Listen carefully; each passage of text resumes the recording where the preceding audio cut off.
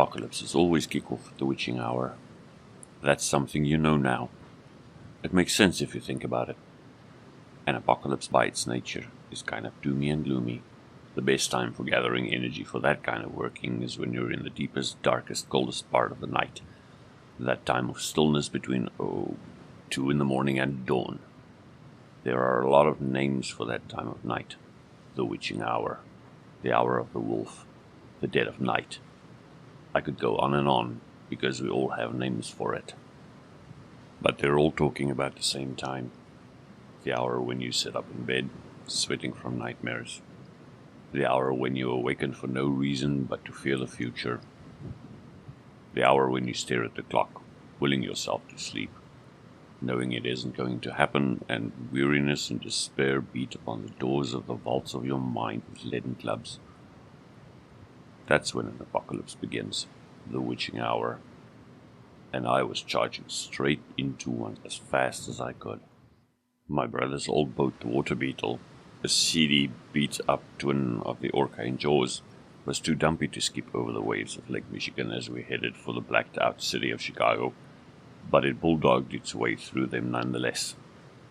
An enemy, capital E, was coming for my city, and the small portion of forces that the accorded nations could gather in time was all that stood between the unknown power of the Fomor nation, led by a mad goddess bearing a supernatural superweapon, and about 8 million powerless people with very little means of defending themselves. I tried to give the boat's old engine a little more gas, and it started making a weird moaning noise. I gritted my teeth and eased off. I wouldn't protect anybody if the engine blew up on me and left us bobbing in the lake like a styrofoam cup. Murphy came limping up the stairway from below decks and eased into the wheelhouse with me.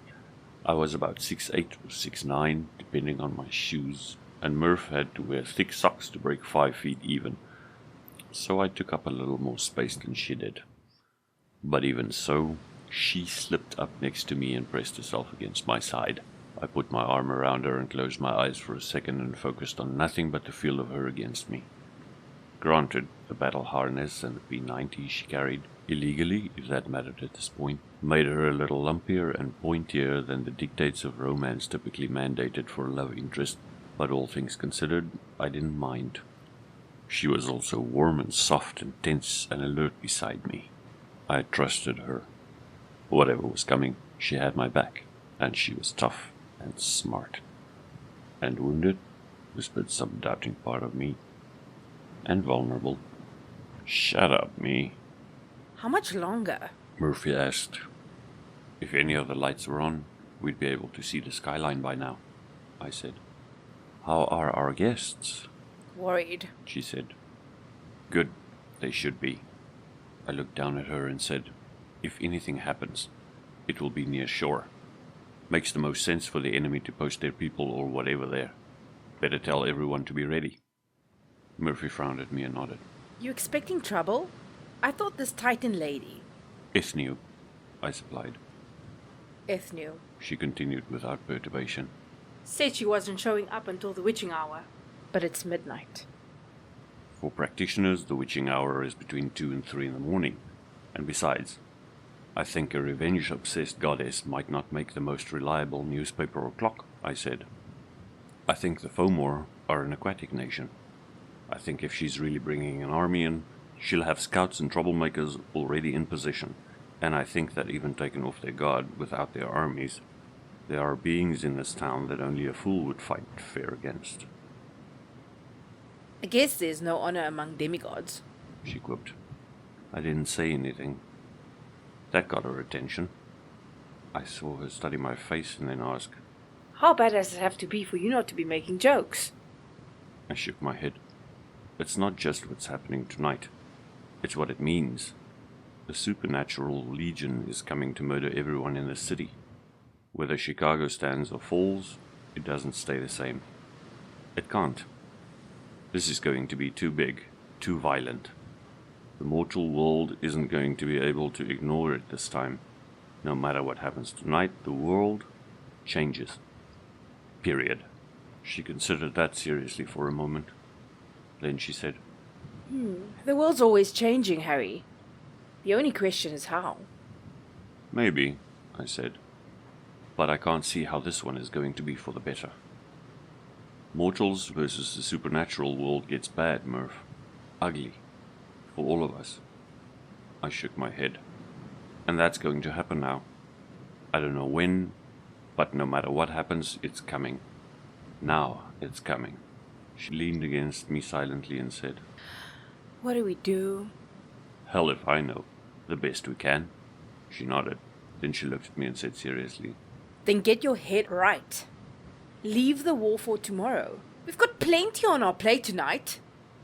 I took a deep breath, closed my eyes, exhaled, and rolled away a small ocean of fear that had begun rolling in my mind. By my own words, that worry was coming, no matter what I did. And I would face it when it arrived, compartmentalize and conquer. Because for tonight there was only one thing that needed to be on anyone's mind. Defend Chicago, I growled. Damned right. So how do we do that? I shook my head. The way I figure it, Ethnia is our main worry. Why? She's a big gun, but she's still just one person. Murphy asked openly. She can only be in one place at a time. Because she's got the Eye of Valor, I said. Of who? King of the original Fomorians, I said. Arch-nemesis of the Tuatha, who I gather was some kind of proto-Cid, ruled Ireland in prehistory. There was a prophecy that he would be killed by his grandson, so he locked his only child up in a tower for a few thousand years. Ethnu. Murphy guessed. Got it in one. Thousands of years as a prisoner? She's probably stable and well adjusted. Murphy said. So did he loan her the eye or what? Kind of. He died hideously after some good-looking Tuatha snuck in and knocked Ethnu up. The child born of it eventually killed Balor. Maybe the kid gave the eye to his mom as a Christmas present. I don't know. She eyed me. What do you know about it? I shook my head. Mostly mortal folklore, which is sort of like trying to understand history through a game of telephone. But the eye, it's a weapon that's beyond what the world has seen in millennia. Any place we gather to fight the Fomor's troops, we're just bunching ourselves up for the eye to wipe us out, by the boatload. And from what I heard, we've got very few ways to actually hurt Ethnu. But if we stand by and do nothing, she'll literally level the city with the damn thing. So how do we win? Murphy said. Hell if I know, I said. The senior council will have been gathering information this whole time. It's possible they'll have come up with options. That's why you went to the island. You think you can lock her up out there? Murphy said. I think if I tried to walk up and bind her, she'd rip my brain apart from the inside out, I said. I had to force myself not to rest my hand on the knife I was now wearing at my hip. In fact, it would be best if I didn't think about it at all. Too many things in this world are way too good at catching glimpses of your thoughts. Maybe she can be worn down. I might have a chance then. Maybe. Murphy noted. Might. I'm hearing a lot of waffle words. Yeah, that's because I'm speaking optimistically, I said, glowering. Let's call that one Plan B then. Plan Z, I said. This isn't like our usual mess. I'm still a heavy hitter in those. In the league these people are operating in, I'm a middleweight, at best. I shook my head. I'm hoping someone has a better idea of what to do than me. I felt myself growing instinctively denser and cut the throttle by half. Okay, I think we're getting close. If there's going to be trouble, it will be between us and shore. Better let them know. She bumped her head against my arm, leaned for a moment, and then pushed away. I'll tell them. She limped out carefully to go below decks again, and I began to cut the throttle a bit more, peering out into the night. There wasn't much to see. There was some city light against the belly of the cloud cover, south from way down past Aurora, and from the far side of the lake. But Chicagoland was wrapped in utter blackness. Except it wasn't. I just hadn't been able to see the firelight from quite so far away. The tall, dark, silent cliffs of the city skyline appeared against the not quite black overcast. There were candles in windows, hundreds of them in sight, but they were lonely little points of light in all that darkness. Fires had to have been burning on the streets because they cast ruddy cones of light dimly over the lower levels of some of the buildings. I cut the throttle even more. I had a pretty good idea of where I was on the lake, thanks to my mental connection to the island behind us, but I was only sure of my position to within maybe 100 yards, and the dark made things tricky. I didn't want to miss the channel into the harbor and gut the boat on the rocks. The electric bow lights I would normally have used to help pilot my way in had been blown out when the last Titan had unleashed the Eye of Balor on the roof of the nigh indestructible castle of the Brighter Future Society. The eye had blown a hole clean through it, and simultaneously sent out a pulse of magical energy that had blown out the city's grid completely, including the electronics on cars and airplanes and the electrical systems on the boat. The old diesel engine was still chugging away, but that was about the only thing on the boat that had survived the super hex the eye had thrown out.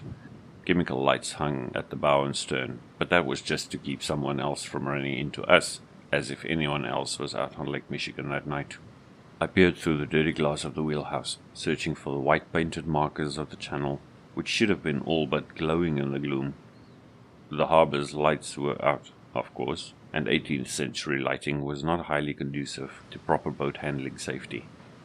Abruptly there was a crunching sound, squeals of protest from the water beetle's hull and superstructure, and the boat went from moving slowly to not moving at all in the space of several seconds. I staggered and had to grab at the ship's console to keep my balance, and the wheel spun suddenly in my hands, the grip smacking my fingers hard enough to leave bruises before I could whip them away. I lurched out of the wheelhouse as the boat began to pitch sharply to the left and front, timbers groaning. Murphy appeared from below decks, a chemical light hanging from her harness, her little rifle at her shoulders. She staggered into the bulkhead with her bad shoulder and hissed in discomfort, then made it out onto the deck and braced her feet, holding onto the rail with one hand. "Harry!" she called. "I don't know," I called back. I reached into my shirt and pulled out my mother's old silver pentacle necklace with a red stone in the center of the 5-pointed star. I held it up, murmured a word, and let out a whisper of wool, and the silver of the amulet and the chain began to glow with a soft blue wizard light. I made my way quickly forward as the ship rocked back the other way, groaning and squealing, holding up the light so that I could see a little ahead of me. We must have run aground, but when I stepped over a thick clump of lines and got to the ship's bow, I could see only dark water in front of me. In fact, the light from my amulet picked out strips of reflective tape and plastic reflectors on the docks, ahead of me and slightly to the left, which was to port on a ship, I think. We were still in deep, clear water. What the hell? The ship moaned and rocked the other way, and that was when the smell hit me. It was an overwhelming odor of dead fish. Oh, crap. I turned and held my amulet out over the clump of lines I had stepped over. It was a thick, rubbery, pulsing, living lump, a tentacle deep red-purple in color, covered in leathery, wart-shaped nodules and lined with toothed suckers, and it was maybe half again as thick as a telephone pole. I wasn't telling my body to move in nightmare slow motion, but it felt like that was happening anyway, as I followed the tentacle to the side of the ship, where it had slithered up the hull and seized the superstructure, attaching itself to it with dozens and dozens of limpet suckers, and went down to a vast, bulky shape in the water, something almost as massive as the boat itself. That tentacle flexed, distorting in shape, and the ship screamed again, rocking the other way, and a great, faintly luminous eye glimmered up at me through the waters of Lake Michigan. A colossal squid. A kraken. The foamer had released a freaking kraken. Stars and I began to swear, and then the waters of the lake exploded upwards, as what seemed like a couple of dozen tentacles like the first burst from the depths and straight at my frickin' face.